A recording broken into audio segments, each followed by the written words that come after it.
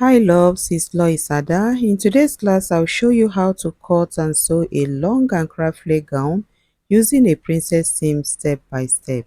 If you want a neat fit and a beautiful flare, stay with me. Let's begin. So let's draft the upper bodice first of all. So we have drawn all the lines that we need for the upper bodice.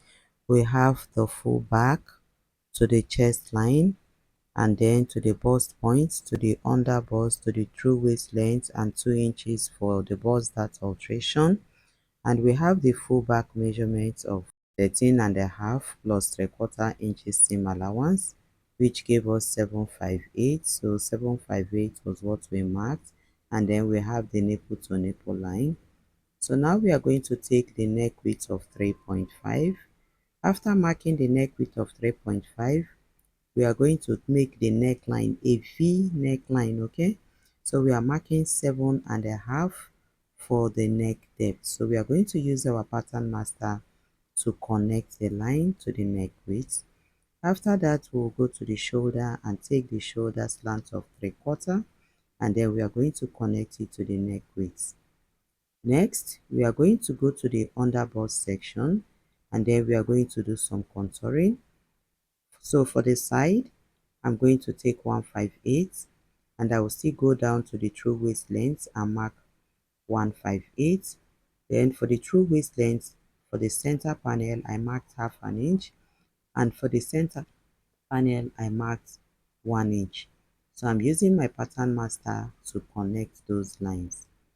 So after connecting it straight from the true waist down to the under bust, I'm going to go to the bust point area.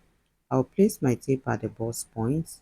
At that nipple to nipple line, I will go down by 1 inch and come up by 1 inch. Then I'm going to use my armhole curve. See how I placed it. I will connect it from the under bust to that 1 inch I came down. I'll do the same, flip it to the other side and connect it to the 158. Okay, after connecting it, we'll go to the shoulder slant. So from that shoulder slant, I'll place my tape and I'm going to mark 3/4, which is total of 1.5. So from the shoulder slant, come down by 1.5. So from that 1.5, we are going to contour that area using our armhole curve again. Remember, from the bust point, we came up by 1 inch. So I'm going to connect that 1 inch all the way up to the 1.5 we came down. So if you look at it, I did an extension of 1.5 as well. So from the shoulder tip this time, I'm going to connect it again to the bust point. Okay, so I'll draw that line up to that point. So that part now I'm shading, we are going to cut it out. So next we are going to take our bust circumference. So the bust is 40 divided by 4, which gave us 10, plus the 1.5 inches that we added at the shoulder side, plus 2 inches seam allowance, which gave us total of 3.5 inches seam allowance. So I'm going to use my armhole curve to connect it. So after connecting it, we are going to go to the under bust area and take our under bust circumference. So the under bust circumference we have is 9 1/4 after dividing by 4, plus 2 3/4 inches seam allowance that we use for the alteration or for the contouring, plus 2 inches seam allowance. So we have total of 13.78. So we'll go to the true waist circumference and mark 13.78 because the under bust and the true waist circumference is the same for my clients. So I'm going to use my pattern master to connect it from the true waist to the under bust to the bust circumference. So the shape looks somehow, but it will be fine after when we join the lines together. So next we are going to take 2 inches for our bust dart alteration. After marking it, we have to connect it to the bust point. So after marking it, it is time for us to cut what we have all out.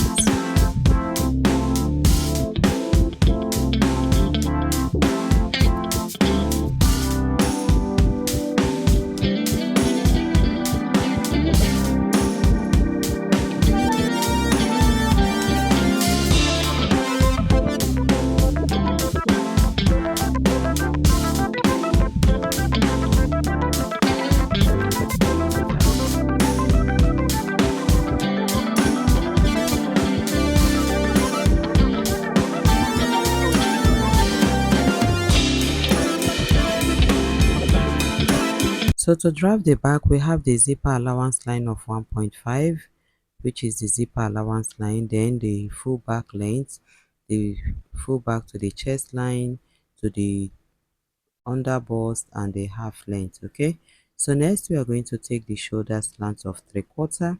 After taking the shoulder slant, we'll go to the neck width and take 4 inches, and then take the neck depth of 1.5 inches. So feel free to use any neck depth of your choice. I'm going to use my pattern master to connect the neck width to the neck depth. So after connecting it, I'm going to connect it to the shoulder slant as well. That is the neck width to the shoulder slant. After that, I am going to go to the armhole area, divide what I have left after taking the shoulder slant. I'll divide it by 2, and then from that point I marked, I'm going to go inwards by half an inch. I'll use my pattern master to connect it. After connecting the upper part, I'm going to take the bust circumference. But before taking the bust circumference, I'm going to use my armhole curve to connect it. After connecting it, I'm going to take the bust circumference. But before taking the bust circumference, I will go inwards to do my zipper bulge alteration. I went in at that true waist by 1 inch. I will connect it into the zipper line, just the way I placed my pattern master. I will slat it into the zipper line, and after that I'm going to mark 1.5 inches from that 1 inch I went in from the true waist length. So mark 1.5, 1.5. So after connecting it, the next thing I'm going to do is to take my darts. So from the true waist, I am going to mark 4.5 from the original zipper allowance line. Then after marking 1.5, I had to draw a straight line. So your dart can be of any length. It can be from 0.6 and all that. So at the down part, I took half inch on both sides, and then I used my pattern master to contour that area.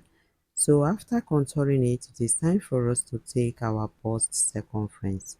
So our bust is 40 divided by 4, which gave us 10. So I am going to mark 10 inches from the new zipper allowance line, and then I will add 2.5 inches seam allowance. Now you are free to use any seam allowance of your choice, but my client likes a lot of allowance in her clothes, so I'm adding 2.5.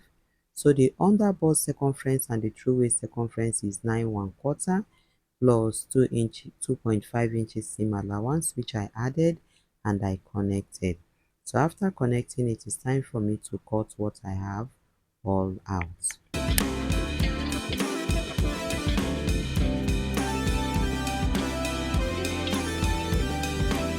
So we are done cutting the front and the back panel. So the next thing, we are going to cut our flay and then use the remaining fabric to cut the pattern. So for us to cut the flay, we have to do some calculations. So the waist is 37. So that 37, we are adding 4 inches to it, which will give us 41.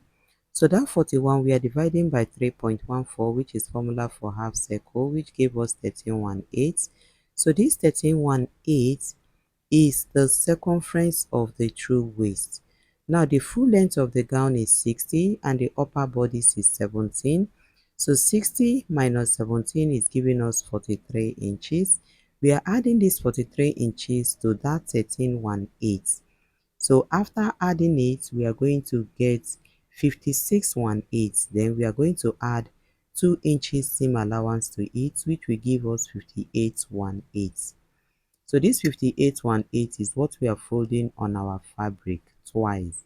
So I have folded it into 2. So I am measuring it to get the full of what we have calculated, which is 58.18 into 2. Okay, so we folded it into 2 and arranged it very well on the table. So it is time for me to pick one edge. Okay, so this edge that is closed, look at the part I'm going to pick. I'm going to pick that edge. I'm going to form it in an angle shape. So just the way I picked it, that part is not open, is unfold. So that's the part we are going to pick. Arrange it very well on the table. It is now 4.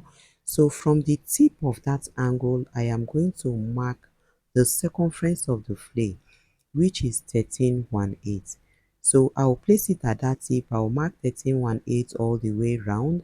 Then I'm going to use my chalk to connect it just the way I have done it. So after connecting it, I'm going to take the full length of the down part, which is 43 plus 2 inches seam allowance, which gave us total of 45 inches. So I'm going to mark 45 inches all the way round. See how I place my tape? That is exactly how you are going to place your tape, and then mark your full length all the way round. So after marking 45 inches, I'll keep adjusting it on the table. After marking it all round, I am going to use my scissors to cut what I have all out. So after cutting, you realize that the down part is not equal. So I'll cut the circumference area, the upper part. Then we are going to join the down part of the flay, which is not equal with the full length.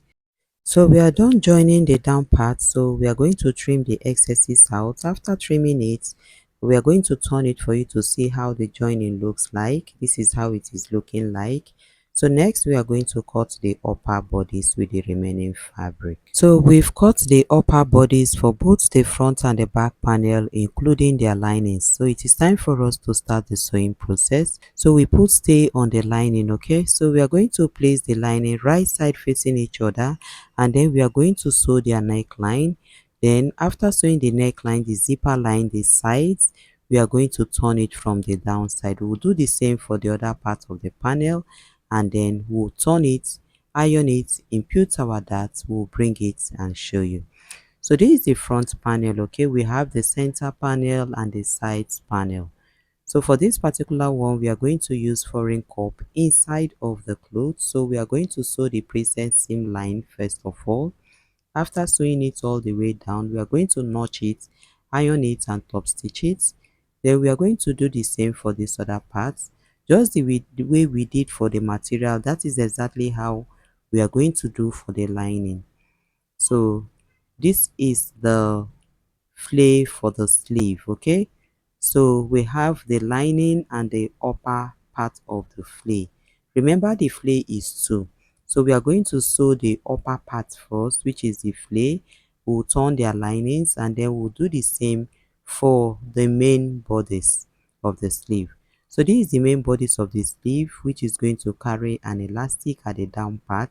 So we are going to sew it all the way around. After sewing it, we'll turn it from the upper part, and then we are going to make an elastic casing for the sleeves. So we are using 3/4 for the elastic casing for both sleeves. So we are done joining the seam line, that is the princess seam line. We've also fixed our foreign cup. We caged the cup and then used our needle and thread to tack it to the front cloth. Okay, so next we are going to put our lining on top of the front panel of the dress.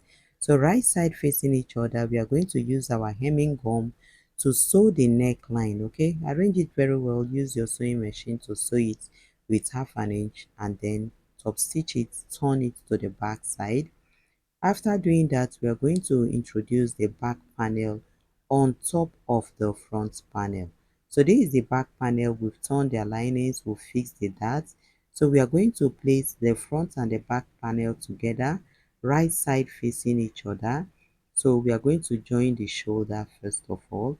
After joining the shoulder, we'll do the same for the other one. Then we'll bring it and show you. So we are done joining the shoulder for both the front and the back panel. So it's time to close the zipper allowance with our gather stitch. So next we are going to place our tape to get the full back in order for us to fix the sleeve. So I'm going to mark the full back measurement of 13.5. Then I checked what was left. It was 2 1/4. So I divided that to 1/4 into 2, which gave me 1/1/8. So I'm marking 1/1/8 on both sides of the shoulder, okay, in order for us to fix the sleeve. So next I'm going to measure the side measurements. So that side I marked 8 inches for the back and 8 inches for the front. That is the length at that side, 8 inches. After marking it, I connected it to that armhole area. It simply means that that point that I marked, that is the point the sleeve is going to align. So this is to enable us to have equal length for both the front and the back for the side. Okay, So after marking that 8 inches, I will do the same for the other part and then connect it to the shoulder just the way I am marking it. So I'll do the same for that other part. I will still mark 8 inches, okay? After marking the 8 inches, I'll still connect it to the shoulder side, okay?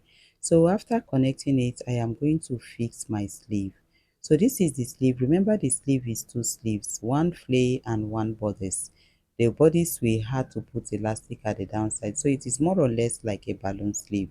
So we are going to fold it into two to notch the center, and then we are going to place the center at the center of the shoulder. So we are going to connect it just the way I am showing you. That is exactly how I am going to sew the sleeve. I will do the same for the two sides, and then I will pipe it and sew. So next we are going to do is to bring the front panel after sewing. So this is it. We'll fix the sleeve. We've piped the inside of the armhole. So next we are going to open the zipper allowance. See it now, the zipper allowance is open. So we are going to join our flay to the upper body. So this is the flay that we cut earlier. We've also cut the lining and torn the lining with the material on both sides. So this is how it is looking. So after turning to the front, the next thing we are going to do is to notch the center of the gown, the flay itself. So after notching the center, I am going to notch the center of the upper bodice. So after notching it, I'm going to pin right side facing each other for the Ankara fabric alone, without the lining. So after pinning, this is what we have. So next we are going to use our sewing machine to sew the part that we have pinned. Then after that we are going to turn everything we have inside of the lining just the way I am putting everything inside. So after fixing everything inside, I am going to pin the lining with what I have sewn earlier, that is the material and the upper bodies that we've sewn. So see how I am picking it, I'm going to pin it. So just the way I pin it all the way round, that is exactly how I am going to use my sewing machine to sew it. So after pinning, this is what we are going to get. All the rough edges are going to be hidden inside. So we are going to use our sewing machine to sew that area. After sewing, we are going to turn it to the front side. So after turning to the front side, this is the clean finish we are going to get. See, you see how it is, the finishing is very neat. So next we are going to install our zipper. So we are going to couple the back side and then install our zipper. After installing our zipper, we are going to fold the downside of the gown, and then we are going to attach crinoline to the main clothes itself. That is the downside of the flay. We are going to use crinoline to turn it. So we have crinoline, how to fix it on the channel. I'll put it in the description box. You've just learned how to cut and sew a long and flay gown with princess seam. If you enjoyed this tutorial, please like, subscribe and share. Tap on the next video on your screen to keep learning with me, and see you in my next class. I am Lois, Addah. Bye.